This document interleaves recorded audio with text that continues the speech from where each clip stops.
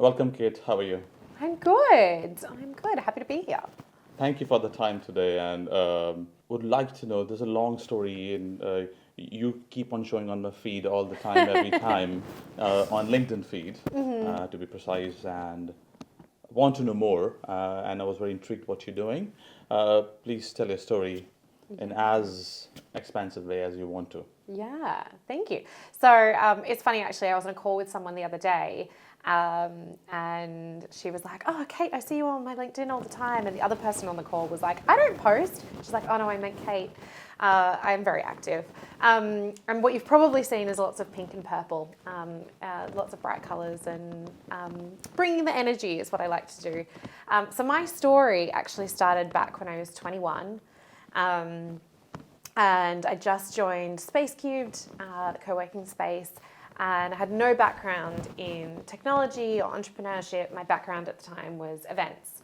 I'd come from running charity events for multiple sclerosis WA, and was moving into this kind of corporate innovations event space.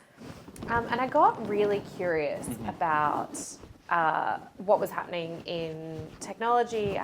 Didn't know anything about computers and coding and entrepreneurship, and I just wanted to understand more. So I went along to everything, and then I started trying to teach myself how to code, following online tutorials, and I found that there was a point where I got stuck, and I was like, how do I get to that next little step further? And the communities that existed weren't very beginner friendly, weren't very female friendly. So yes, ran the first workshop, which at the time we were Perth Web Girls. And now it's been just over 10 years that we've been running workshops and events, trying to teach women how to code, but also just trying to change the perception of what tech is, that you don't have to be like a guy in a hoodie in a basement to do well in tech. You can be feminine, you can be glittery and sparkly and fun and feminine, and whatever you want to be, there is a role for you in the technology and startup space. So just trying to tell that message.